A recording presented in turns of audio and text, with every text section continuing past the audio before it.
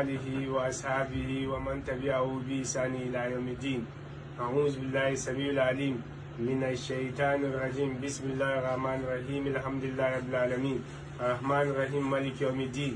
إياك نعبد وإياك نستعين اهدنا الصراط المستقيم صراط الذين أنعمت عليهم غير المغضوب عليهم ولا الضالين آمين. اللهم صل على سيد الأمين ورسول الثقلين وعلى آله المشرفين الطاهرين وأصحابه المتوادين التابعين وأمتي خير الأمة العالمين.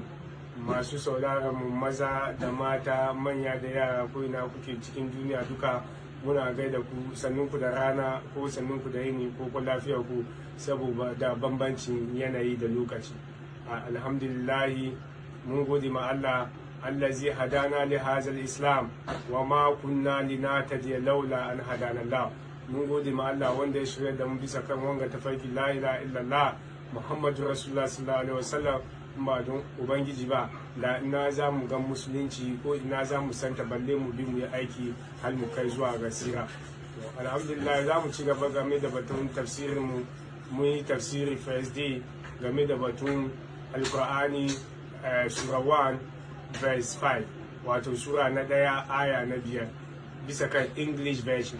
To don shi saboda amfanin sauran al'umma wanda ba sa jin turanci, wanda suke cikin Ghana, suke Burkina, suke Abidjan, suke Nigeria, suke Niger, suke Cameroon, suke Congo, suke ko'ina, China, England, America, France, Saudi Arabia, ko'ina duka cikin duniya, saboda su masu jin harshen Hausa, to su ma za a yi musu nasu saboda su fahimci abin da muka yi cikin turanci.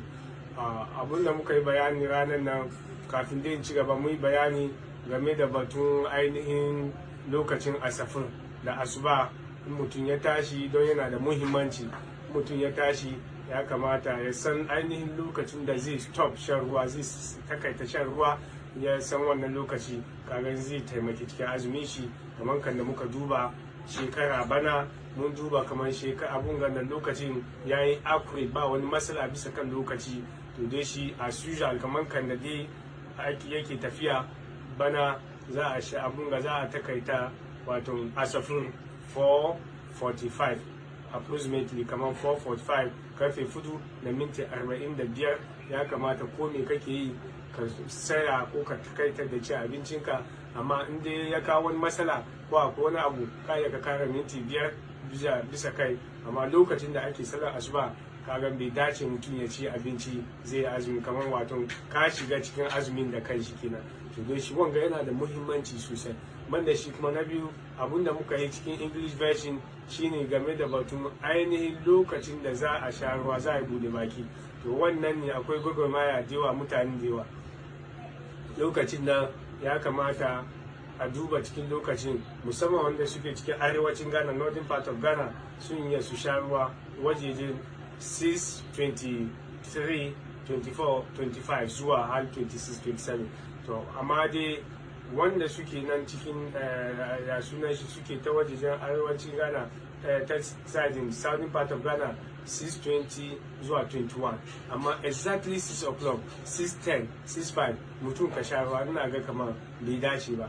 Don saboda me, ka duba 12 hours, awa da daya har 12, ka iya kayi juriya, kai hakuri, kai ya ka samu kai azumi cikin awa 12. Me yasa ba ka yi hakuri cikin dan minti 5 ko minti 7 ko minti 9 da ya kawo bisa kan da shi? Kar ka yi wasa, ko kar yi wasa, ko kar ki yi wasa, ko kar yi wasa, ko kar su yi wasa. Mutum zai iya yi abun da ya kare shi, ɗauki wani ɗan mintoci ya bata awa 15, awa 12, baka iya ka mutu ba, ko ka sume ba, ko wani abu ya same ka ba. Ina gan kamar minti 9 bai iya yi makomi cikin abun. To don shi ya kamata mu yi la'akari da wannan sosai. Wanda suke kan TV da radio suna ba da lokacin don saboda a ce TV su ya samu kasuwa ko radio su ya samu kasuwa, su ji tsoron Allah, su ta komi duka saboda Ubangiji. Tun da ma ya dace bisa kan topic da muke iyaka na abu wa iyaka nasta'in, bisa kan ayan da muke magana a gare ka kai Ubangiji, iyaka na abu kai muke bautata ma, wa iyaka nasta'in a gare ka kuma muke neman taimako. To dai shi ba wani wanda ya kamata mutum ya yi bauta da gaskiya face Ubangiji, ba kuma wani taimakon da mutum ya kamata ya nemi ko wurin aljan ko wurin mutum ko wurin dabba ko wurin ruwa ko wurin wani boka ko wani turu da sauransu ya nemi komai duka gaban ubangiji. Wurin mutum za ka nemi wani alfarma amma mutum bai da izinin da zai baka a wannan abu sai dai face shi kuma ya koma ga Allah, wa ma tasha'una illa an yasha Allah rabbul alamin. To dai shi mutum duk wanda abinda mutum ya ba abinda za mu iya mu yi wanda mu don so mu ne shi dai son ubangijin halitta duka baki daya na talikai duka. To dai shi ya kamata in za ka yi bautan shi ka duba bautan da za ka yi nan tsakaninka da wa za ka yi bautan za ka yi ne saboda a yaba ka, ko za ka yi bauta ne saboda a saka ma mutane su saka ma, ko za ka yi bauta ne saboda wanda ya halicce ka. To ka gani shi yasa ranar muka yi bayani muka ɗauki wannan aya muka hada shi da ayar suratul bayyinat wa ma umiru illa liya'budullah mukhlisina lahu din hunafa wa yuqimu salat wa yutu zakat wa zalika dinul qayyim.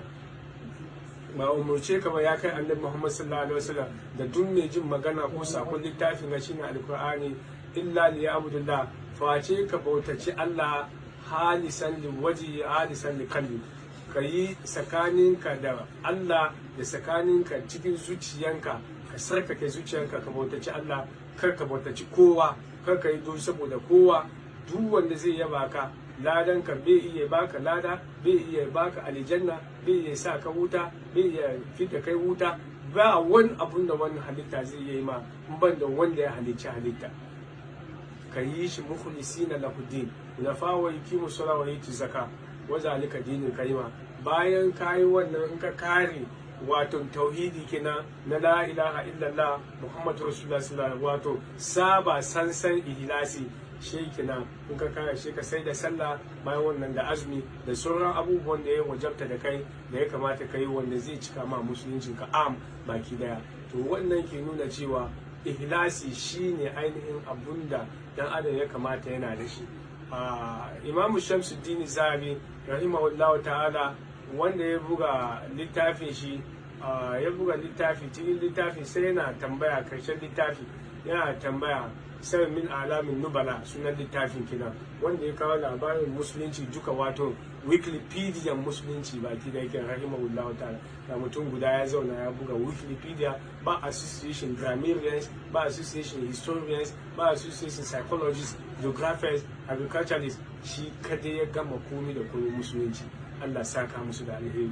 Yana tambaya sahaban annabi Muhammad sallallahu alaihi wasallam me yasa sai da Abubakar ya fi kowane sahabi annabi Muhammad sallallahu alaihi wasallam ta fuskar ilimi? An fi shi ilimi, ga su Imam Ali, ga su Abdullahi ibn Mas'ud, ga su Abdullahi ibn Abbas, ga su nan manya masu ilimi. Ta fuskan ainihin arziki akwai su Sayyid bin Zaid, akwai su sunan shi Abdurrahman bin Auf, ga Sayyid Usman bin Affan. An fi shi ta fuskan karatun alkur'ani ga sunan daban kowane fuska. Ta fuskan koleshin hadisi ga suna na Aisha, ga su Abu Huraira, ga su Imam Sayyidi Jabir, ga sunan Abdullahi bin Umar. Kan kowane fuska in zai sharaka an fi. To me yasa? To da yi bincike duba ya ce ihlasi yana da karfin ihlasi wanda ya fi na sabon annabi sallallahu alaihi wasallam. Kowane sabon annabi sallallahu alaihi wasallam karfin ihlasi ne, amma muna da good better best. To wannan ne ya azama shi. To ihlasi ba karamin abu bane.